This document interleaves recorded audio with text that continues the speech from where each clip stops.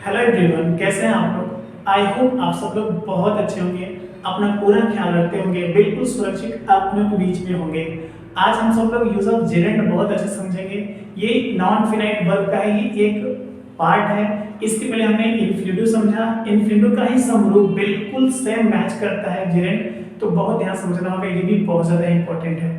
आपको प्रॉब्लम तभी होगी जब आप पिछला दिया हुआ सारा वीडियोस नहीं देखे होंगे और आप नए व्यूअर हैं, तो मैं आपसे रिक्वेस्ट करूंगा डे 1 से जा करके अब तक की सारी चीजों को आप अच्छे से कंप्लीट कीजिए। जब आप यहाँ पे पहुंचेंगे तो आप इसको देखने के बाद बहुत प्राउड फील करेंगे, क्योंकि बहुत ज्यादा आसान है, आपको समझ में भी आएगा।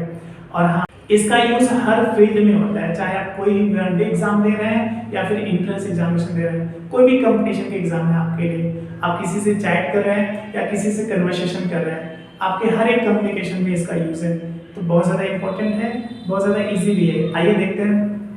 तो यूज ऑफ जेरेंट को समझना है। इसके पहले मैं आपको समझाऊं एक दो लाइन हर यूज के पहले जो मैं लिखता हूं आपको समझाने के लिए डेफिनेशन के तौर पर। अब रूल प्लस डेफिनेशन दोनों समझिए एक में ही। आप एक एक वर्ड में बोल रहा हूं लिखते हुए, आप भी साथ में नोट करिए, तब आप आसानी से समझ पाएंगे। ठीक है, अच्छे से नोट करते रहिए आप लोग प्लीज। जिस क्रिया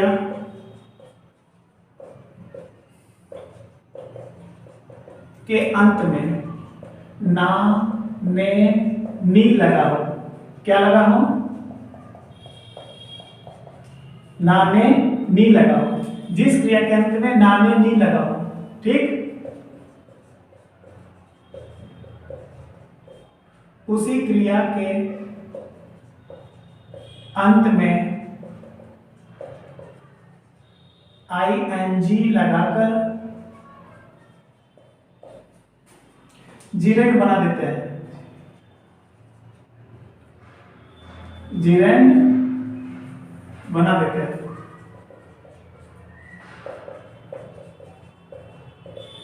अब आप सोच रहे होंगे कि इन्फिनिटी का भी तो सेम पहचान था, है ना, तो जेरेंट का भी सेम कैसे हो सकता है? बिल्कुल सेम ही है, बट तरीके अलग है।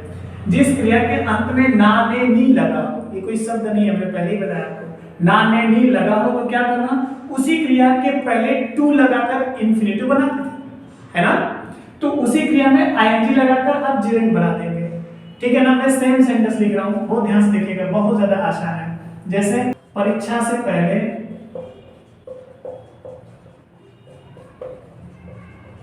अपना पाठ याद करना हमारा कर्तव्य है। अब समझिए, परीक्षा से पहले अपना पाठ याद करना हमारा कर्तव्य है। इस सेंटेंस को हम चार प्रकार से बना सकते हैं, इन्फिनिटिव से भी, जेरेंट से भी, इट को भी लगा करके। कैसे बनाएंगे? परीक्षा से पहले, बिफोर एग्जामिनेशन, आप जानते ही हो, अपना पाठ याद करना। अब यही आपको सब्जेक्ट है, याद करना। चलिए क्या होगा, यहां से लिखता हूं मैं, टू लर्न। ओके ना, टू लर्न। अब आपने क्या किया? क्रिया के पहले आपने टू लगा दी, इसका मतलब ये इन्फिनिटिव हो गया। ठीक है ना, टू लर्न, अपना पाठ, आवर लेसन, बिफोर एग्जामिनेशन, हमारा कर्तव्य है, इज आवर ड्यूटी। एक तो ये हो जाएगा, लेकिन हमें बनाना है जेरेंट, तो आप टू लर्न ना करके लर्निंग कर दीजिए। यहां पर लर्न में ING लगा देना है, तो learning our lesson, learning our lesson. परीक्षा से पहले, बिफोर, परीक्षा के लिए एग्जामिनेशन होता है, ये जानते ही आप लोग, एग्जामिनेशन। ओके ना, हमारा कर्तव्य बस इतना ही बचा, तो बस लगा दीजिए यहां पर, इज आवर ड्यूटी। ओके ना, learning our lesson before examination is our duty, ये जेरेंट कह जाएगा। ठीक है, अब आप जो है इट से ही बना सकते हैं इसको। जब इट से बनाएंगे तो सबसे पहले हमारा कर्तव्य है इसे लिखना होगा, तो इसे लिखने के लिए हमको सबसे पहले इट लिखना होगा, इट इज आवर ड्यूटी। अब learning our lesson before examination यहां पर उतर जाएगा। ठीक है ना, यदि टू लगा के बनाते हैं तो इन्फिनिटिव बन जाएगा। अब लर्निंग आवर लेसन मतलब अपना पाठ याद करना, तो क्या हो जाएगा? पाठ याद करने के लिए लर्न होता है ये। ओके ना, क्या होता है? LEARN, बस इसी में ऐड लगा दीजिए। लर्निंग अपना पाठ, आवर लेसन। ओके, परीक्षा से पहले क्या होगा? Before examination, before examination. आपकी मर्जी, दो तरह से आप सेंटेंस बना सकते हैं, लिख सकते हैं, पढ़ सकते हैं, बता सकते हैं। Learning our lesson before examination is our duty, या it is our duty learning our lesson before examination हो सकता है। ठीक है ना? अब हमने कल भी आपको एक सेंटेंस बताया था, आज भी बता देते भाई। वह पढ़ने जाना चाहता है, इसको ध्यान से देखिएगा। वह पढ़ने जाना चाहता है, तो वह के लिए ही चाहता है, ये फिनाइट वर्ब है, क्या हो जाएगा? वांट्स। ही वांट्स जाना, टू गो पढ़ने, टू रीड हो सकता है। ओके ना? एक प्रकार से यदि और बनाया, हमने क्या देखा? टू गो टू रीड, हमने दोनों इंफिनिटिव बना दिया, मतलब टू लगाकर इंफिनिटिव बना दिया। अब जो कि हमें जीरेंड बनाना है, तो जीरेंड कैसे बनेगा? एक रूल है, बहुत छोटा सा, वो ध्यान से देखिएगा तभी आएगा। ही चाहता है, वांट्स, ही वांट्स जाना, क्या होगा? टू गो पढ़ने, फॉर रीडिंग,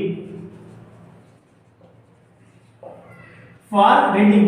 कैसे मैंने फॉर क्यों लगाया?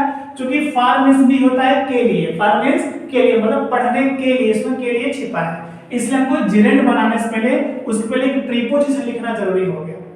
ध्यान दीजिएगा, जब हम जो है ऑब्जेक्ट के रूप में लिखेंगे, जब भी मतलब बीच में जब ये आएगा ना लेने जेरेंड बनाना होगा, तो उसके पहले हमको फॉर लगा देना होगा। ठीक है ना? अक्सर इसके पहले कोई ना कोई प्रीपोजिशन लगी रहती है, मैं वो भी सेंटेंस लिख करके बता रहा हूं। तो आपने क्या देखा? हम या तो दोनों इंफिनिटिव बना सकते हैं, है ना, दोनों इंफिनिटिव, या फिर एक इंफिनिटिव एक जेरेंड बना सकते हैं, लेकिन दोनों जेरेंड नहीं बन सकता और जेरेंड पहले नहीं बन सकता। आपको ये ध्यान देना होगा, प्लीज फिर से समझ लीजिए। जब आपको दो नाने नहीं आ जाए वर्ब में, तो क्या करना होगा? या तो आप दोनों इंफिनिटिव बना दीजिए, या फिर एक इंफिनिटिव और दूसरा जेरेंड बना दीजिए। दो चीज समझना है इसमें, पहले जेरेंड नहीं हो सकता और दोनों जेरेंड नहीं हो सकता। जेरेंड जब भी होगा दूसरा वाला वर्ब होगा, जैसे मैंने यहाँ पे लिखा है, देखिए मैंने दोनों इंफिनिटिव बना दिया, टू गो टू रीड, दोनों इंफिनिटिव हो सकता है, या फिर पहला इंफिनिटिव दूसरा जेरेंड बना दीजिए, तब भी सही है।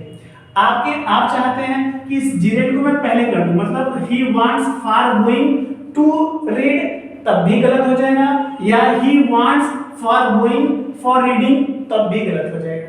मतलब दोनों जेरेंड नहीं होगा और जेरेंड पहले भी नहीं होगा। ओके ना? फिर से समझिए, दोनों जेरेंड नहीं होगा और जेरेंड पहले नहीं होगा, या तो दोनों इंफिनिटिव हो सकता है, ओके ना, या फिर पहला इंफिनिटिव और दूसरा जेरेंड हो सकता है। सिर्फ यही दो ही प्रकार से आपको बनाना होगा, प्लीज माइंड इट। मैं एक बार फिर से लिख देता हूं। आज इसे इरेज करेंगे क्या? नहीं करेंगे तो देखते हैं यहीं पर। वह खेलने जाना चाहता है। चलिए सेम चीज है, वह खेलने जाना चाहता है, आप कैसे करना होगा? वह के लिए ही चाहता है, ही वांट्स जाना, या तो आप इसे जो है, जो नहीं हो सकता हमको पहले बता रहे हैं, जाना के लिए फॉर गोइंग यदि हम कर दें, ओके ना, बहुत ध्यान से देखिएगा, यदि इसे हम फॉर गोइंग कर दें, फॉर गोइंग खेलने, टू प्ले, टू प्ले, ये सेंटेंस अब गलत है, क्योंकि जेरेंड पहले नहीं हो सकता है, इंफिनिटिव बाद में नहीं होना है। इंफिनिटिव को पहले करना है, जेरेंड को बाद में करना है। एक तो ये तरीका है जो गलत माना जाएगा। दूसरा तरीका, ही wants for going for playing, मतलब दोनों जेरेंड भी नहीं हो सकता। क्या देखा आपने? तो अभी सही कैसे होगा? तो सही होगा आप या तो जो है दोनों को इंफिनिटिव बना दीजिए, दोनों इंफिनिटिव हो जाएगा। ही वांट्स, मैं लिख ही देता हूं यहां पर, देखिए सही कैसे होगा, ही वांट्स। अब देखिए जाना क्या होगा? टू गो, खेलने, टू प्ले। एक तो ये तरीका है जो सही है, इस तरह से बनाना होगा आपको। दूसरा तरीका क्या है? अब देखिए दोनों जेरेंड बन गया था, तो दोनों जेरेंड भी नहीं बनेगा, एक इंफिनिटिव और एक जेरेंड होगा। तो क्या करना होगा हमें? जिरेंड को बाद में करना होगा, इन्फिनिटिव को पहले करना होगा। यहां पर लिख देते हैं हम, ही वांट्स, इन्फिनिटिव पहले आएगा, इसका मतलब टू गो, इन्फिनिटिव हो गया। अब खेलने, दूसरी वाली क्रिया लास्ट में करेंगे, फार लगा दीजिए ना आप, फार प्लेइंग, ये दूसरा तरीका है। आप मैच कराइए, देखिए, इसको अच्छे से नोट कीजिए, किस तरह से मैंने सेंटेंस बनाई है, बिल्कुल ऐसे ही आपको बनाना है। प्लीज जल्दी से नोट कीजिए, हम कुछ और भी एग्जांपल देने वाले हैं, कुछ और भी ज्यादा नया, ठीक, जल्दी से नोट कीजिए आप।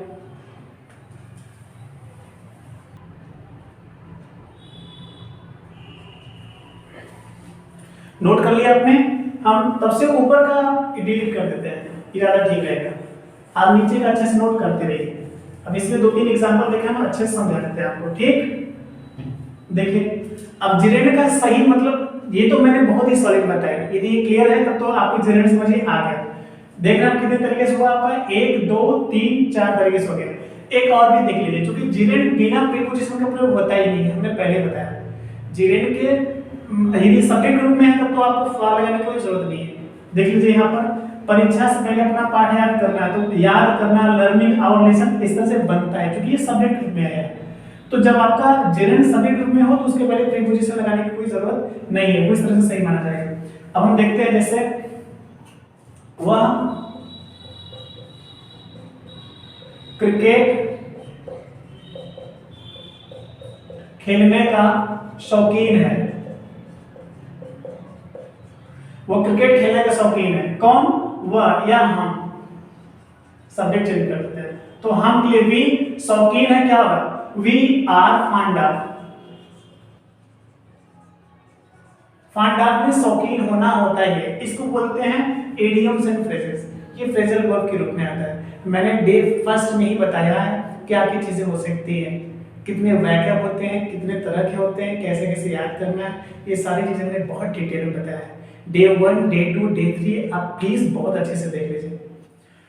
तो वी आर फॉन्ड ऑफ ना, हम शौकीन हैं खेलने का। देखिए, खेलने, नाने नहीं लगा है ना, अब काकी के लिए तो ऑफ लग गया, ऑफ मतलब प्रीपोजिशन का प्रयोग हुआ है। अब हमें कभी चाह करके भी इसे टू प्ले नहीं करना होगा, गलत माना जाएगा। इसका मतलब ये है, अब एक चीज नया देखना होगा हमें ये, कि जब भी नाने नी लगा हो, लेकिन उसके पहले, मतलब हम कोई भी नाने नी के पहले किसी वर्ब के अंदर नाने नी लगा हो और उसका हमें इंफ्यूटर जिरेंड बनाना है, तो उसके पहले ये देखना कि कोई प्रीपोजिशन तो नहीं है। यदि कोई प्रीपोजिशन है तो खेलना, पढ़ना, सोना, हंसना, बोलना, जो भी क्रिया होगी जिसमें भी नाने नी लगा होगा, हमें उसे कभी भी इंफिनिटिव नहीं बनाना है, कभी भी इंफिनिटिव नहीं बनाना है, हमेशा जिरेंड में ही बनेगा, क्योंकि प्रीपोजिशन के बाद हमेशा जिरेंड का प्रयोग होता है, ना कि इंफिनिटिव का। ओके ना, प्रीपोजिशन के बाद हमेशा जिरेंड का प्रयोग होता है, ना कि इंफिनिटिव का। तो यहां पर हमें टू प्ले हटा करके सिर्फ प्लेइंग करना है, प्लेइंग क्रिकेट। ओके ना, क्यों? क्योंकि ध्यान दीजिएगा, हमने आपको बताया कि जिरेंड का प्रयोग हमेशा प्रीपोजिशन के साथ होता है, तो उसके पहले ये प्रीपोजिशन दिया ही है। अब आपको इंफिनिटिव नहीं बनाना है, डायरेक्ट उसको जिरेंड बना देना है। तो जैसे हम के लिए भी, और शौकीन होना के लिए और फॉन्ड ऑफ लगाना है, so we are fond of, हम लोग शौकीन हैं खेलने का, बस प्लेइंग कर देना होगा। ओके ना, फॉन्ड ऑफ में काके की होता है, खेलने के लिए प्लेइंग करना होगा, ना कि टू प्ले। क्रिकेट के लास्ट आप जानते हैं, so we are fond of playing, हम खेलने के शौकीन हैं। आपने क्या देखा इसमें नया, कि किसी भी प्रीपोजिशन के बाद कभी भी इंफिनिटिव का प्रयोग नहीं करते हैं, बल्कि सिर्फ जिरेंड का प्रयोग करते हैं। कर लेंगे, वह कार चलाने से डरता है, वह कार चलाने से डरता है, तो वह के लिए ही डरता है, फियर मींस डरना होता है, लास्ट में यस लगा देंगे। ही फियर्स, वह डरता है, से के लिए फ्रॉम, ही फियर्स फ्रॉम चलाने, नाने नहीं लगा है ना।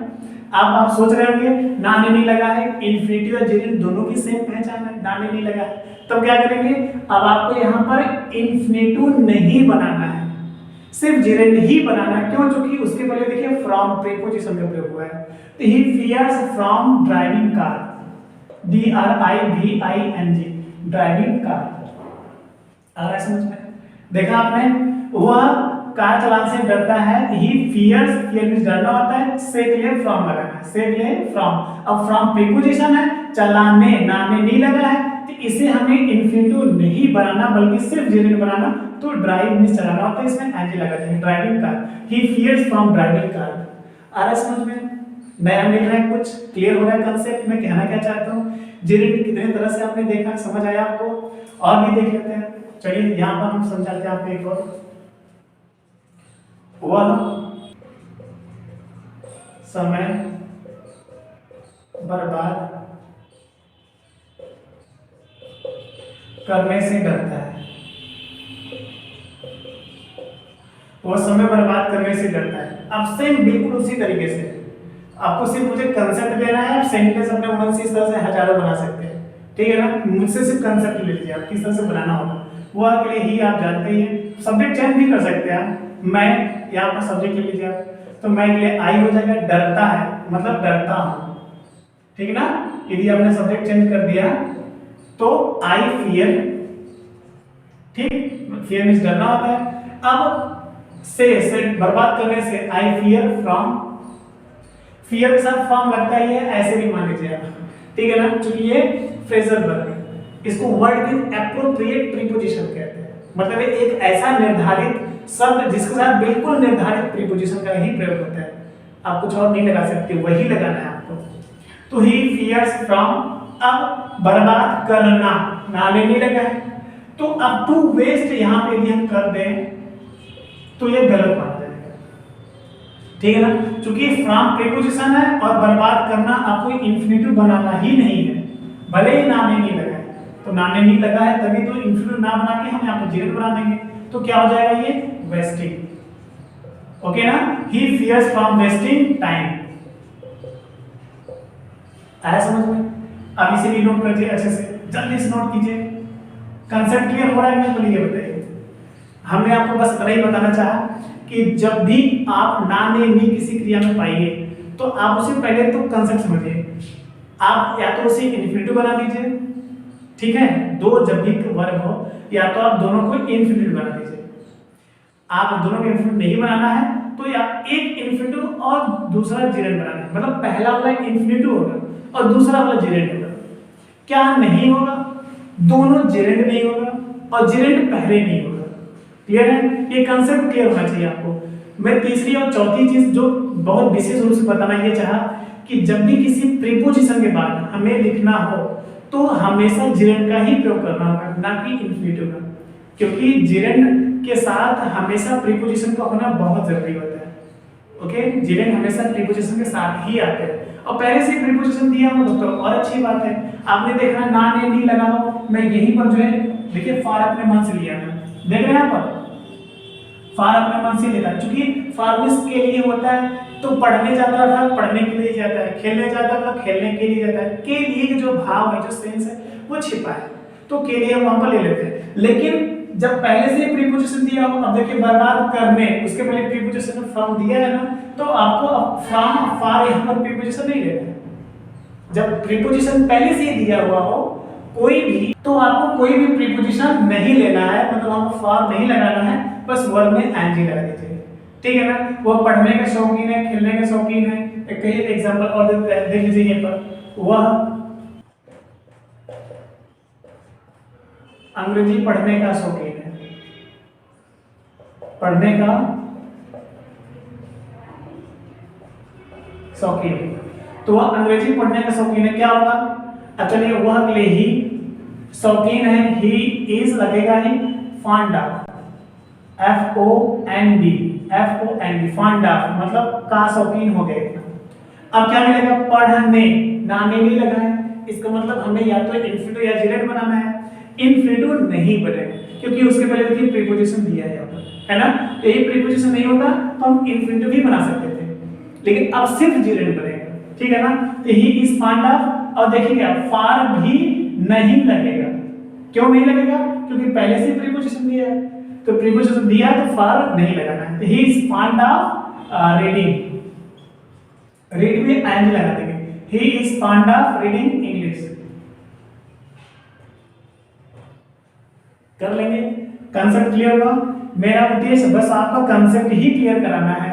अब आप इसके बारे में डिटेल जानना चाहते हैं तो ज्यादा से ज्यादा आप एक्सरसाइज कीजिए, प्रैक्टिस कीजिए, बनाइए सेंटेंस, अपने मन से सोचिए। कोई प्रॉब्लम होती है इस तरह की, कोई भी सेंटेंस आपको बनाने में दिक्कत हो रही, प्लीज आप हमसे संपर्क कीजिए। हम बिल्कुल रेडी हैं, हम always ready to help you by every way. मुझे तकलीफ होती है कि यार आप लोग बिल्कुल पता है, मुझे लगता है कि सो जाते हैं पढ़ने में, तो please be aware of everything that I am going to let you have every day. Wish you very all the best. I am sure कि ये सारी चीजें आती है, आपको नहीं आती है तो प्लीज एक बार फिर से देखिए। फिर भी कोई दिक्कत होती है तो मुझे कमेंट करके बता दीजिए। अपना पूरा ख्याल रखिए, अपने बीच में रहिए, पूरी सावधानी बरतिए, हर दिन अपना मानसिक और शारीरिक विकास करने में कुछ बेहतर करते रहिए। Thank you, all the best.